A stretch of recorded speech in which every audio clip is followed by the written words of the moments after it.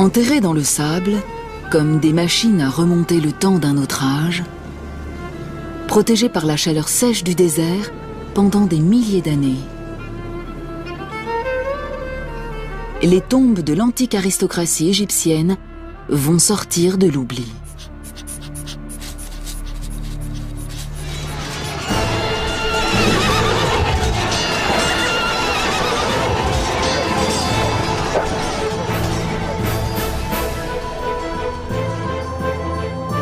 Trois hommes creusent le sable pour exhumer de nouveaux chapitres de l'épopée égyptienne. À eux trois, ils vont retrouver les histoires des nobles qui ont servi leur roi et la grandeur de l'Égypte.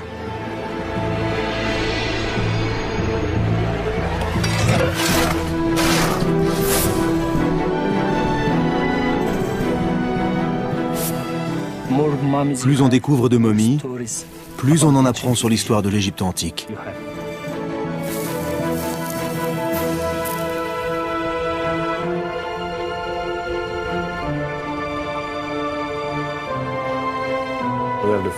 Il y a une grande affection, et peut-être même plus, entre le roi et sa nourrice.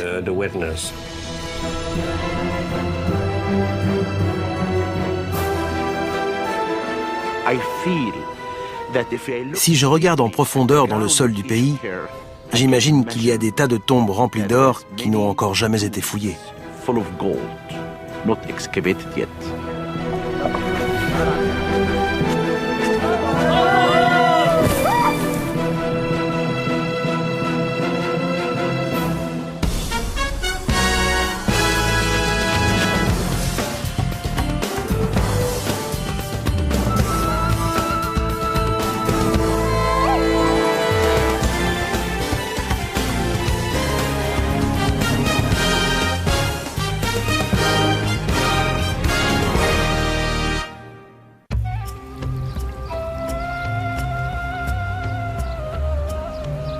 La première grande civilisation du monde naquit sur les rives du Nil.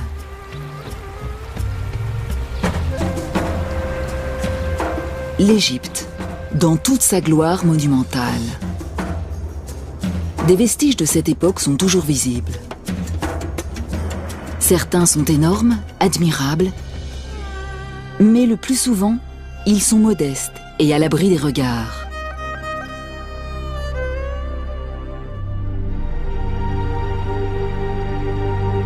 Tout ceci aurait disparu sans laisser la moindre trace si les Égyptiens n'avaient pas été obsédés par la mort et par la préservation de ce qui avait été vivant. Pour eux, la vie dans l'au-delà était tout aussi réelle que celle ici-bas. Pour son voyage, une âme avait besoin de nourriture, d'un abri et de compagnons. C'est pourquoi ils remplissaient les tombes de cadeaux et les ornaient de décorations décrivant le séjour terrestre du défunt. Ces tombes ont encore une histoire à raconter, si on les trouve. Au sud du delta du Nil, non loin de ses rives, se trouve un endroit appelé Saqqara. Ici, il y a environ 5000 ans, les Égyptiens construisent leur première pyramide pour y loger la dépouille d'un pharaon. Elle a la forme d'un escalier dressé vers les cieux. Au cours des siècles suivants, des milliers d'Égyptiens sont inhumés à Saqqara. Un des sites les plus prisés est le flanc de la falaise dite du Bubastéon, dont la vue donne sur la vallée du Nil. Sous le Nouvel Empire, lorsque l'Égypte est à son apogée, les intimes du pharaon veulent être enterrés ici. Et ils le sont.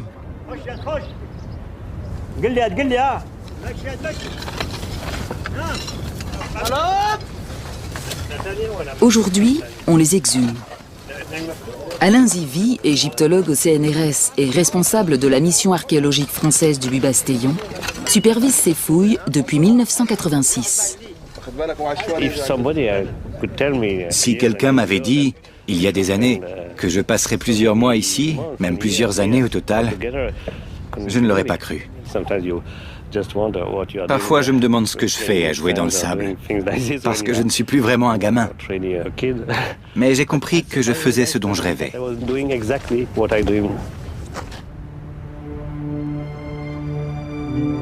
Pourtant, ce rêve commence comme un cauchemar. Les premières salles qu'il inspecte forment une nécropole de momies de chats. Des milliers. Ce sont les vestiges d'un culte des animaux en vogue sous les dernières dynasties égyptiennes. On élevait des chats par millions pour les sacrifier. Cependant, il n'y a pas que des chats. L'équipe met au jour un puits rempli de vestiges du passé.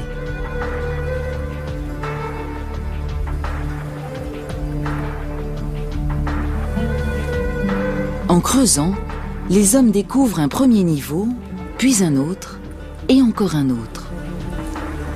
Et à 21 mètres de profondeur environ, ils tombent sur quelque chose.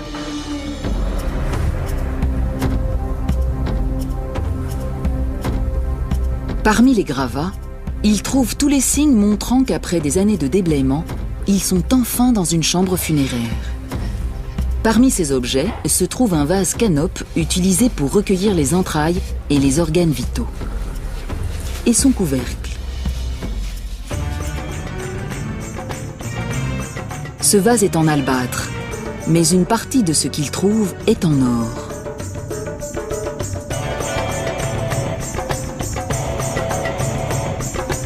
Tous ces trésors et bien d'autres furent enterrés avec la momie d'un officiel de haut rang qui vivait sous le règne du pharaon Akhenaton. Alain Zivie vient de découvrir son premier noble du Nouvel Empire. Il veut dès lors en trouver d'autres. Son équipe se met au travail à l'intérieur même de la falaise.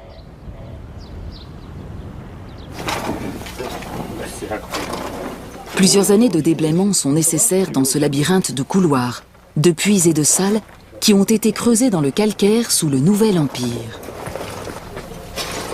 En chemin, l'équipe découvre d'autres tombes abritant de riches et célèbres Égyptiens. Aujourd'hui, elle vient d'en trouver une nouvelle.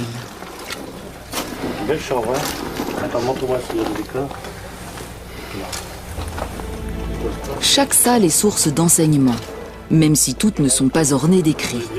Celle-ci, en revanche, regorge de hiéroglyphes. Il y avait du sable, j'avais une petite lampe sur moi et j'ai vu la dame. La dame. Son portrait court sur les murs de sa chapelle où amis et parents venaient l'honorer. Mais son corps a dû être inhumé plus en profondeur. En nettoyant les murs, les archéologues découvrent de plus en plus de représentations de la dame. Tout semble démontrer qu'il s'agissait d'une femme influente. Très rapidement, j'ai compris qu'il s'agissait bien de la tombe d'une femme. Cet endroit est immense. C'est vraiment exceptionnel. Elle a donc dû bénéficier de la faveur du roi. De plus, elle avait de nombreux titres intéressants qui montrent qu'elle était très appréciée. J'ai donc cherché son nom et je l'ai trouvé ici. La nourrice royale ayant alimenté le corps du dieu. Alain Zivie traduit ce nom par Maya. Et bien vite, il découvre la raison d'un statut aussi élevé. Sur une image, Maya est représentée face à un jeune homme efféminé portant la coiffure d'un pharaon. Voici le dieu qu'elle a nourri au sein. Et ce dieu n'est autre que le pharaon Toutankhamon.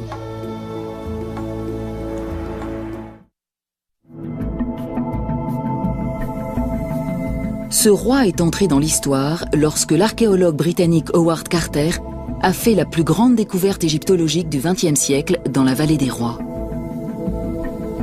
Le 26 novembre 1922, il glisse une chandelle par une porte restée scellée depuis 3000 ans. C'est le couronnement de sa carrière. Il vient de découvrir la sépulture souterraine d'un pharaon du Nouvel Empire mort avant son 20e anniversaire. Mais contrairement aux tombeaux royaux découverts jusqu'alors, celui-ci n'a pas été pillé.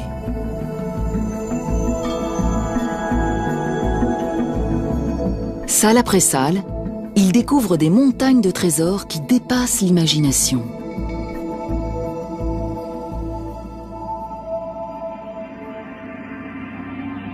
Toutankhamon est enfermé dans 3 cercueils d'or, à l'intérieur desquels se trouve un masque en or massif. Une statue d'or du jeune souverain se trouve non loin. Un trône doré montre le roi auprès de sa fiancée, encore une enfant. Peut-être sa demi-sœur. La découverte d'Howard Carter apporte une manne de renseignements sur la disparition de l'enfant roi. Mais sa naissance, elle, reste nimbée de mystère.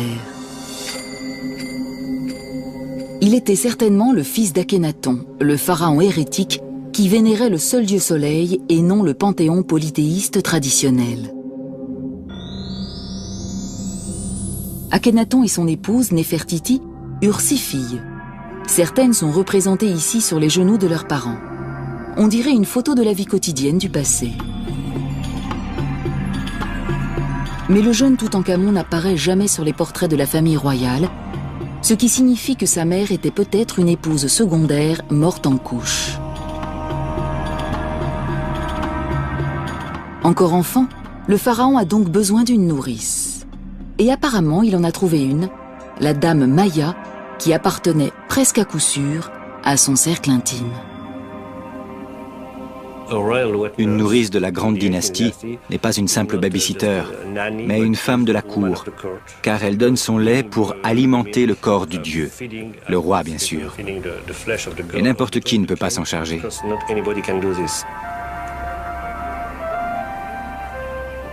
Ce qui est fantastique, c'est ce sentiment d'amour entre ces deux individus, plus particulièrement de la femme envers le roi. Il y a une grande affection, et peut-être même plus, entre le roi et sa nourrice. Et au vu de la tombe élaborée qu'on a construite pour cette femme, l'enfant roi a dû lui retourner cette affection. S'il y a plus d'Égyptiens de la noblesse enterrés près du Nil que n'importe où ailleurs, les personnes qui servaient le pharaon aux confins de l'Empire ont elles aussi eu besoin de tombeaux, même si elles étaient en poste au milieu du désert.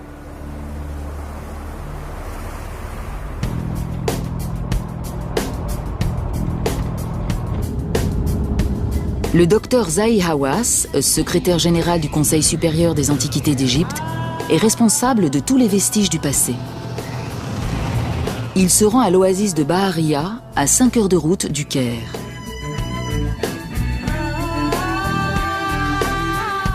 Pendant des milliers d'années, cette oasis a été une île de verdure au milieu d'une mer de sable. Elle n'est guère différente aujourd'hui, à l'exception du village moderne qui a remplacé le centre ancien.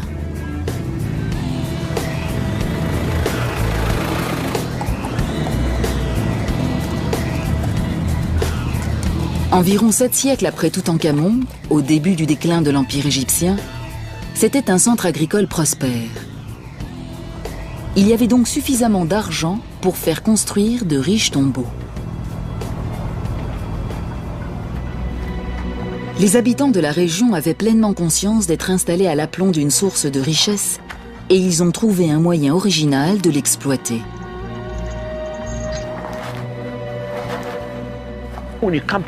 Quand vous arrivez dans un village comme celui-ci, vous entendez des rumeurs. S'il y a une tombe, il y a un trésor, de l'or. Ces bruits passent d'une personne à l'autre, prennent de l'ampleur, et c'est pourquoi les gens veulent construire leur maison au-dessus des trésors des pharaons. Une maison, si elle est construite juste au-dessus d'une tombe, permet à son propriétaire de creuser directement dans sa cave à chaque fois qu'il a besoin de vendre un objet sur un marché noir avide d'antiquités. Cette pratique perdure encore aujourd'hui, et Zahi Hawass veut y mettre un terme. Il a donc fait un choix qui prête à controverse, détruire certains logements.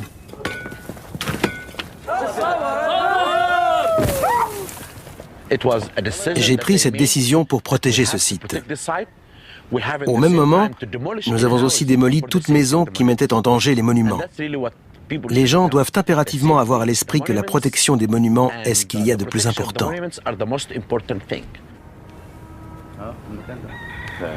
Les fouilles sous le village moderne continuent de mettre au jour des objets remontant au dernier temps de l'histoire égyptienne, au moment où la Grèce prenait son essor. Cette tombe restaurée date de l'an 600 avant Jésus-Christ, soit de la 26e dynastie.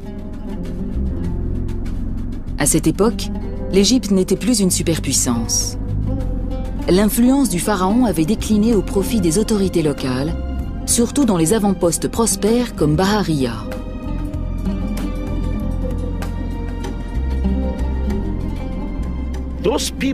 Ces gens pouvaient faire construire de belles tombes, car ils étaient riches.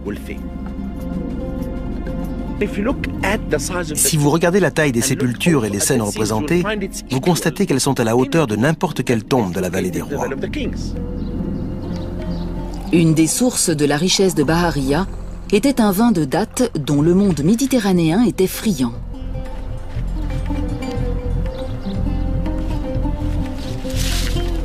On pouvait gagner de l'argent en ramassant les dattes et en fabriquant le vin, mais encore plus en l'acheminant vers les marchés du Nord-Est.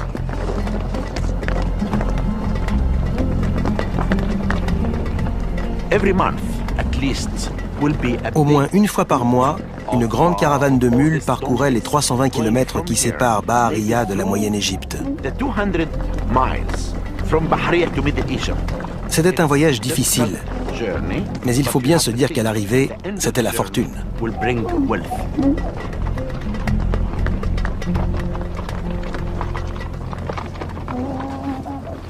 Parmi les gens les plus aisés, on compte le gouverneur de Bahariya, un noble au service du pharaon. Sa tombe a été découverte en 1999. Les inscriptions qui ornent ses murs offrent de nouvelles perspectives quant au rôle que jouait un administrateur de province au moment de la chute de l'Empire. Celui-ci se considérait de toute évidence comme l'égal du pharaon.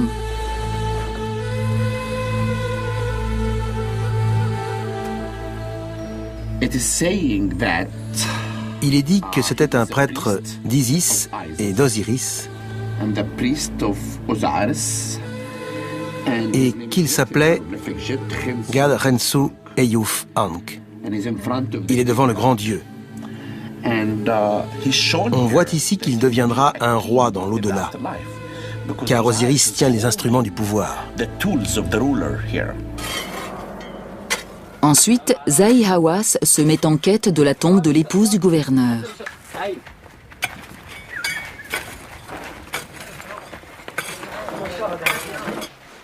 Mais à l'intérieur de la sépulture, il fait une découverte qui l'inquiète.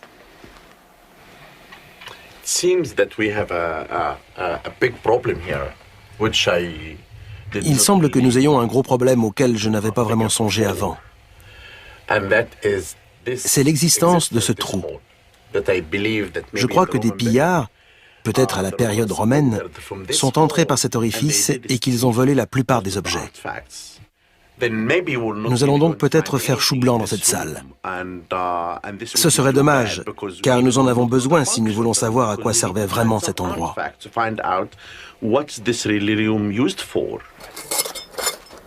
Mais les voleurs ne prennent pas toujours tout quand ils pillent une tombe, surtout si les objets sont apparemment sans valeur.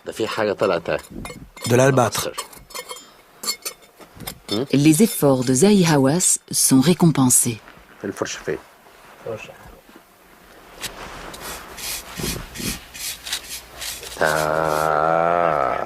Joli.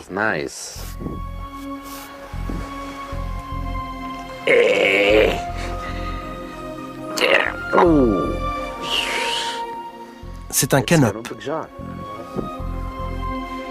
C'est le couvercle d'un vase qu'on enterrait en général avec la momie. Pour un voleur, ça n'avait aucun intérêt. Mais pour le docteur Hawass, c'est le signe qu'il est peut-être tout près de trouver la femme du gouverneur.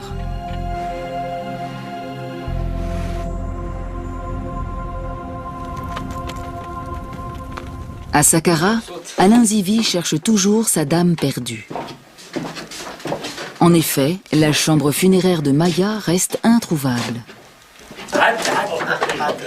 En revanche, les chats momifiés sont légion. La plupart de ces animaux ont été enterrés tardivement dans l'histoire égyptienne, à l'époque où Cléopâtre était reine et où Jules César gouvernait à Rome. Le nouvel empire des grands pharaons n'était alors plus qu'un lointain souvenir. Sous le joug d'un pouvoir étranger, les Égyptiens trouvèrent le réconfort dans des cultes qui exigeaient le sacrifice d'animaux.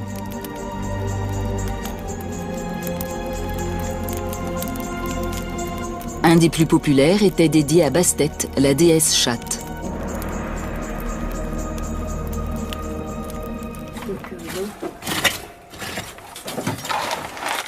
Devant cette profusion, Alain Zivy décide qu'il est temps d'examiner ces momies en détail, mais sans les ouvrir. Cette tâche incombe à un couple d'experts en radiologie, Martine et Roger Lichtenberg.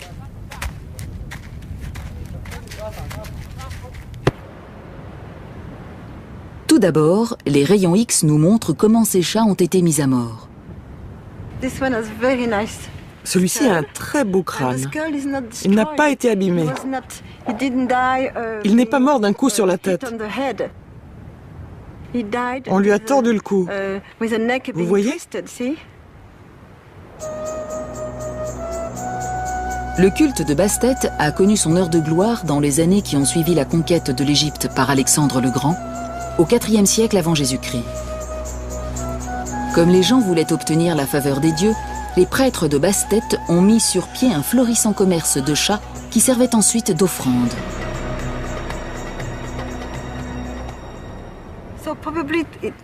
C'est un gros chat. Mais les plus gros, on n'osait pas leur briser les cervicales. On leur assénait un coup sur la tête. C'était un bel animal, regardez.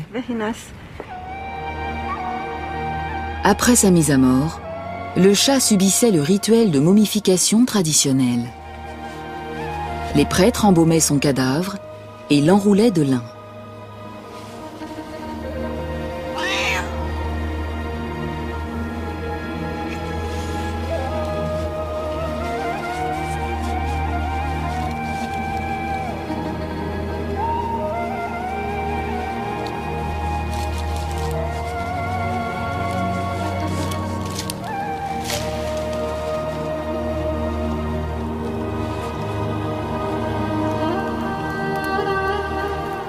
Enfin, la momie était placée dans une des tombes recyclées.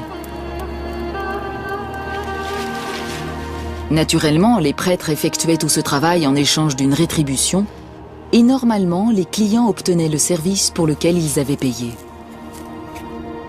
En fonction de ce que vous pouviez débourser, vous aviez une petite ou une grosse momie. Si vous étiez très riche et que vous teniez vraiment à plaire à la déesse, vous achetiez une grande quantité de chats.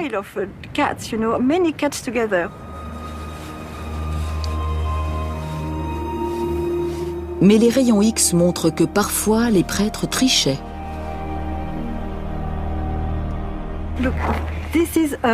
C'est une momie de petite taille, mais surtout elle n'est pas complète. Ils n'ont mis qu'un os à l'intérieur. Le corps n'est pas complet, n'est-ce pas? C'est un tas d'os. Oui. Et un quart des momies que nous avons trouvées sont fausses. Il n'y a rien à l'intérieur des bandes. Ces prêtres étaient-ils des escrocs? Y a-t-il eu une pénurie de chats? Mystère.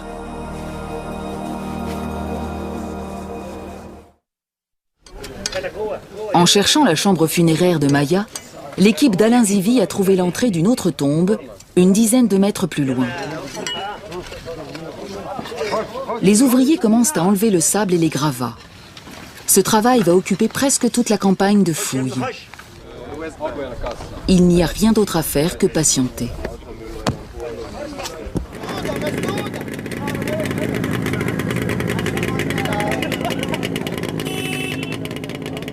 À 320 km à l'ouest, à Bahariya, la recherche de l'épouse du gouverneur arrive à son terme.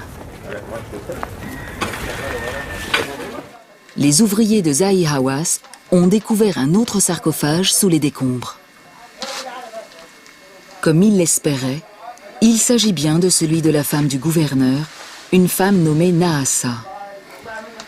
Au premier coup d'œil, les craintes de Zahi Hawass de découvrir une tombe pillée semblent se confirmer, mais lorsqu'il examine les vestiges en détail, une toute autre histoire commence. Plus de 100 objets sont exhumés et la plupart sont en or.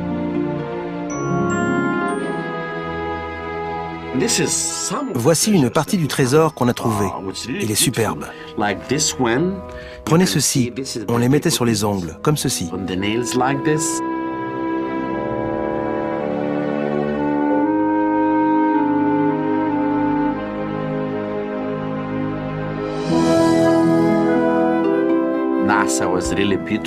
Nahassa était vraiment très belle et elle voulait parer son corps d'or pour vivre heureuse dans l'au-delà.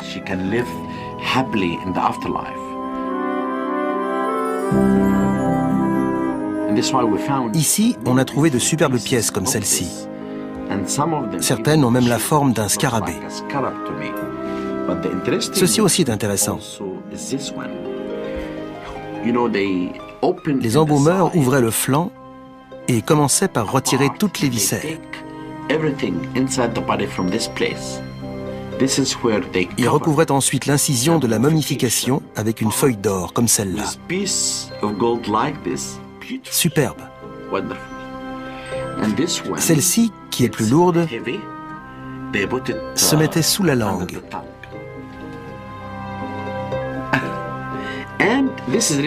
Et celle-ci, c'est ma préférée. Je l'adore. Regardez. Elle a mis le nom du roi sur son cœur parce qu'il est le protecteur de l'Égypte.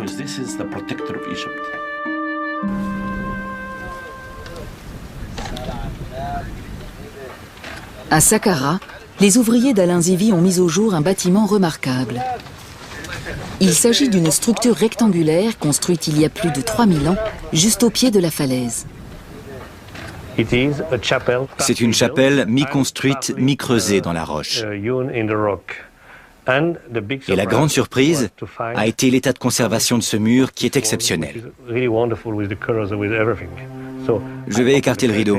Ce n'est pas un spectacle. Il protège le mur de la poussière et des visiteurs. Et bien sûr, il rend le tout encore plus spectaculaire. Regardez.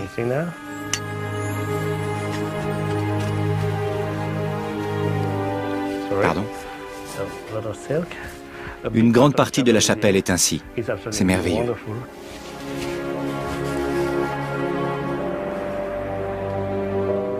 Le destinataire de cet endroit était probablement un personnage important. La salle est vaste, même en vertu des normes égyptiennes, et on n'a pas lésiné sur sa décoration. Sur chaque mur, des peintures, des gravures et des inscriptions confirment que cette sépulture a appartenu à un noble fortuné du Nouvel Empire. On lui avait préparé un festin pour satisfaire sa faim dans l'au-delà. Et des serviteurs exécutaient ses moindres désirs.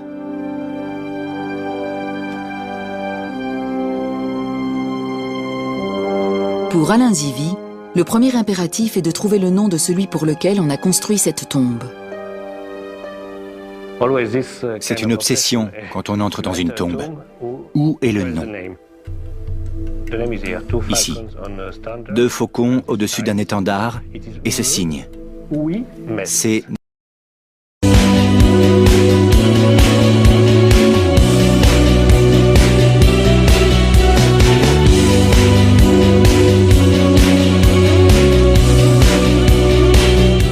Netcherwimès. Comment le lire? Il y a plusieurs interprétations. J'ai choisi Netcherwimès, l'homme né de 2 dieux, à savoir Horus et Seth. Le nom de Netcherwimès ne dit rien à l'archéologue. Qui était-il? Quel service effectuait-il pour le compte du pharaon? On retrouve le nom de Netcherwimès ici et là. D'autres inscriptions sur une colonne effondrée laissent supposer que c'était un homme cultivé influent et lettré. Il y a de nombreux épithètes. Homme de sagesse, l'homme qui sait parler, qui sait écrire. On a le sentiment que c'était quelqu'un de fier de sa culture. Necheruymes avait des talents que peu possédaient dans cette société. Il savait écrire, ce qui suffisait à lui assurer un poste de haut rang.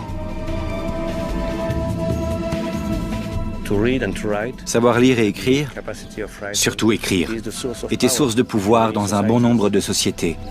Et un personnage officiel en Égypte savait écrire. Mais Alain Zivi est certain que Necheruymes était plus qu'un simple scribe pour avoir mérité une sépulture aussi resplendissante. De toute évidence, il servait le pharaon. Et avec efficacité. Mais de quelle manière ?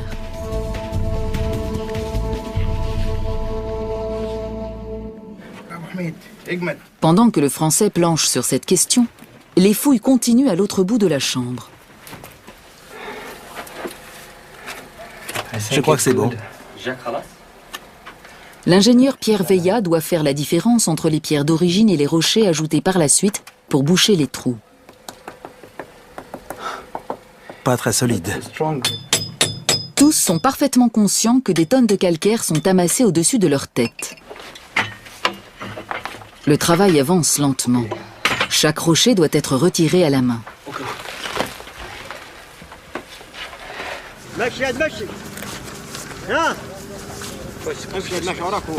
Mais finalement, le passage est dégagé.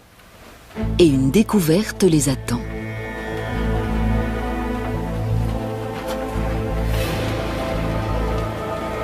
Il s'agit d'une statuette du pharaon que Necheruymes a servi, un roi qui a laissé son empreinte sur l'histoire de l'Égypte. Ramsès II. Il dirige l'Égypte pendant plus de 60 ans, donne naissance à près d'une centaine d'enfants et préside aux plus grands travaux de l'histoire de son empire, entre autres à Luxor et à Abou Simbel.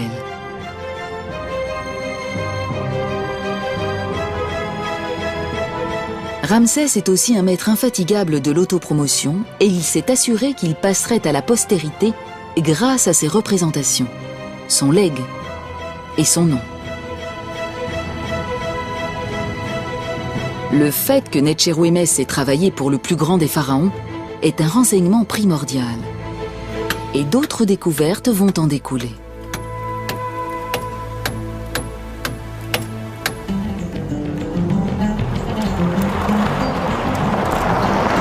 Dans les faubourgs de l'oasis de Bahariya se trouve un cimetière gréco-romain découvert en 1996 par Zahi Hawass et son équipe.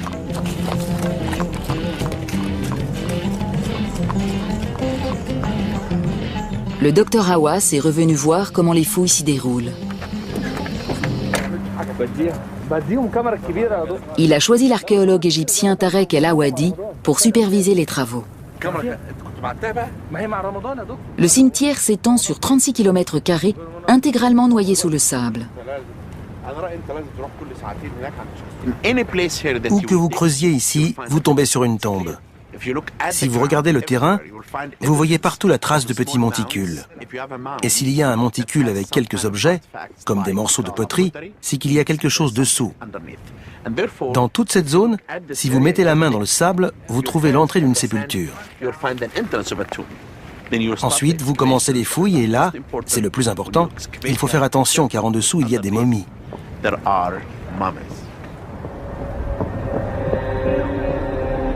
Ce cimetière a été découvert par hasard. Une mule a mis le sabot dans un trou qui n'était autre qu'une tombe. À l'intérieur repose un grand nombre de momies. La plupart sont dorées et dans un état de conservation remarquable.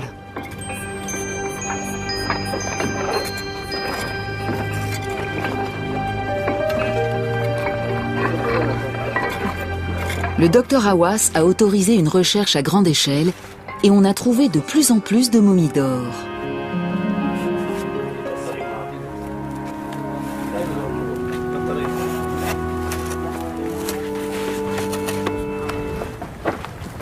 Tarek El Awadi a fait plusieurs découvertes et Zahi Hawass a hâte d'y jeter un œil.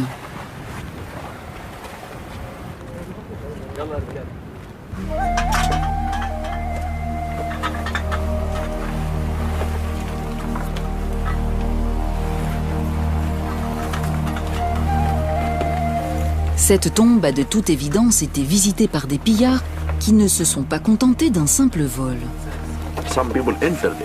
Des individus sont entrés et ont coupé les têtes de toutes les momies. C'est très étrange.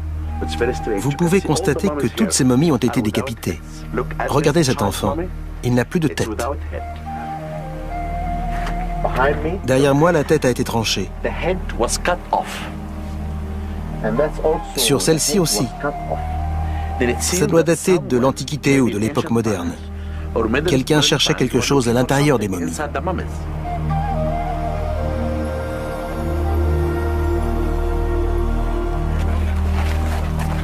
Pourtant, même cette profanation est source d'enseignement. Pour Tarek El Awadi, cette décapitation est peut-être le résultat d'une querelle entre deux familles. Même les cadavres des enfants ont été décapités pour venger une querelle oubliée depuis longtemps.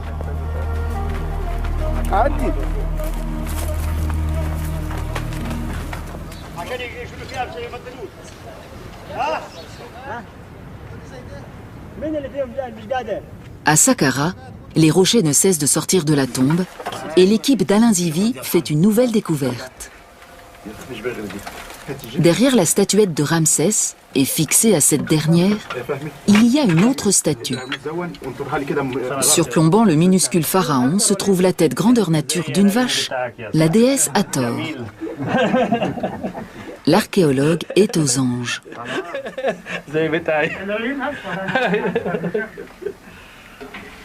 Il m'a demandé si les yeux de la vache sont verts ou bleus. Je lui ai répondu qu'ils sont comme les vôtres. Superbe.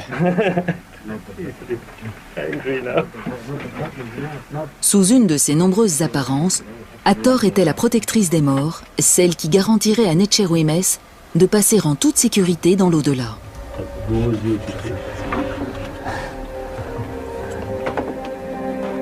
Sa présence ici confirme l'hypothèse d'Alain Zivi, selon laquelle le mystérieux Netchérouémès a joué un rôle politique d'importance lors du règne du grand pharaon. Il a été récompensé par une inhumation somptueuse sous la garde bienveillante d'Hathor et de Ramsès. Mais l'archéologue ignore toujours ce que Netchérouémès a fait pour la mériter. En quête d'indices, Alain Zivi se rend dans l'ancienne capitale égyptienne, Thèbes.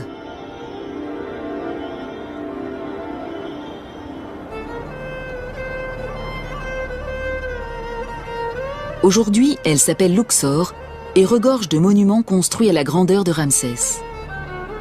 Il est donc possible que Netchérouémès soit mentionné quelque part.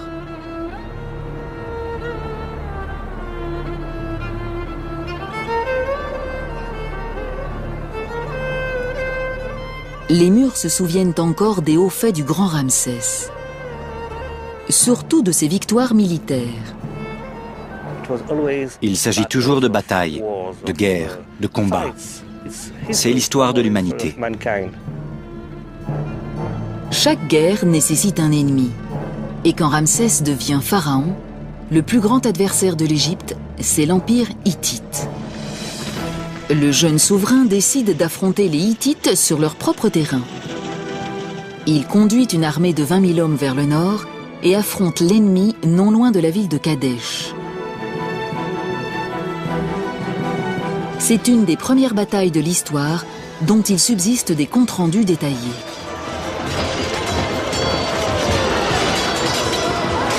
Les Hittites attirent les Égyptiens dans une embuscade. Ramsès et quelques centaines de ses hommes se retrouvent séparés du gros de l'armée et bloqués non loin de la rivière Oronte. La position est intenable, mais une division d'infanterie de réserve de l'armée égyptienne lance une contre-attaque qui repousse l'ennemi sur la rivière et sauve le pharaon. Ramsès rentre en Égypte et répand aussitôt la nouvelle de son éclatante victoire.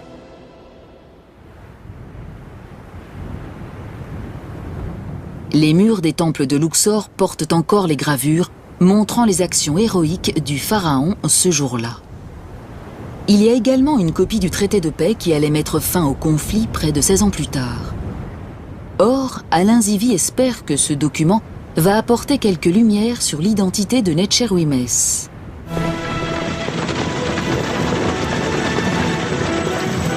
Les négociations, longues et chaotiques, se soldent finalement par un accord. Et le traité de paix en explique les termes. 3 légats égyptiens rencontrent 3 diplomates hittites pour rapporter une copie de ce traité dans la capitale égyptienne.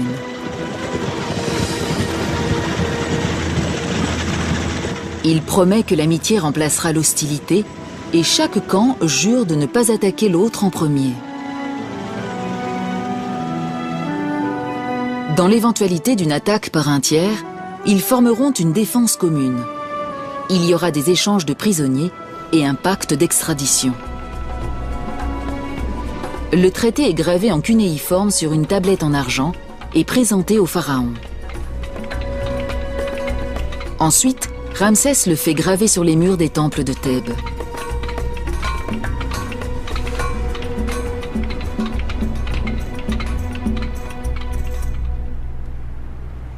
Alain Zivie essaye de déchiffrer le nom de l'homme qui dirigeait l'équipe de négociation et qui a rapporté le traité au pharaon. Bingo! Je vois le mot « envoyés royaux » et après peut-être une tête de faucon. Ça pourrait être une partie du nom de Necherwimès. On peut le comparer avec les Ramessis d'inscription. C'est un petit peu la Bible de cette période. Voici le traité de paix. Ça pourrait bien être le nom de Necherwimès. 2 faucons au-dessus d'un étendard.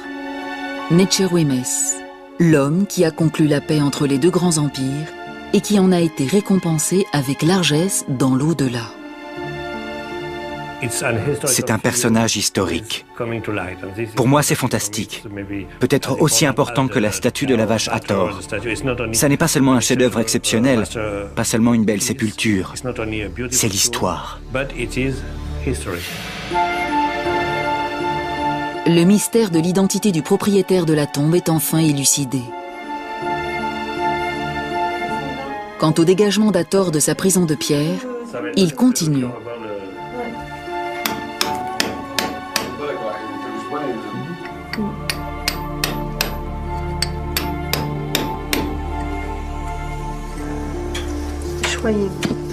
Anne Liéget injecte un adhésif dans la pierre pour préserver la fine couche de peinture vieille de 3000 ans.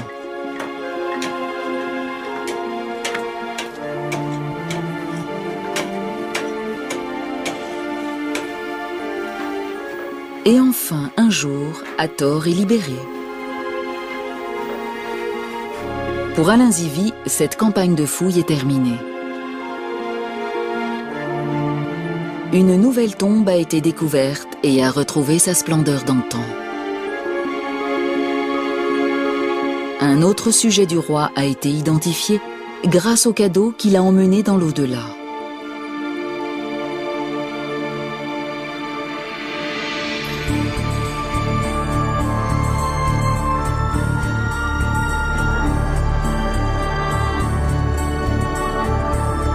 Le tracé d'une nouvelle tombe vient s'ajouter au plan du complexe mortuaire du Bubastéon.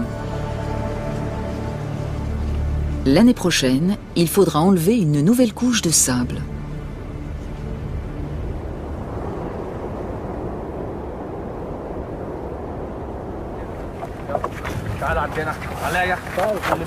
À Barahia, Tarek El Awadi a découvert une autre tombe.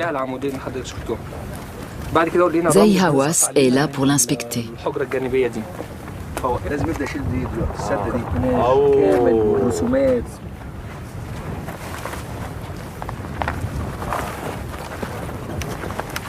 C'est la plus belle momie que j'ai vue. Le masque la rend complètement réaliste. On dirait la momie d'une femme. Ses yeux nous regardent comme si elle était en vie. as if she's alive.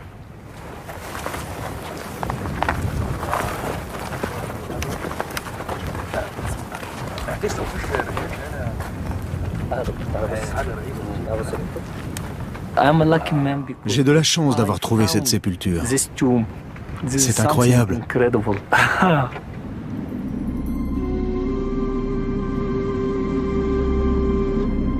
Chacune de ces momies a été enterrée à la fin de l'histoire de l'Égypte antique, environ 1500 ans après l'apogée de Ramsès. Cette civilisation qui avait duré 3000 ans était presque arrivée à son déclin. Mais même si la culture qui avait uni cette terre et ce peuple s'estompait, l'obsession de la mort et de l'au-delà chez les Égyptiens était toujours aussi forte.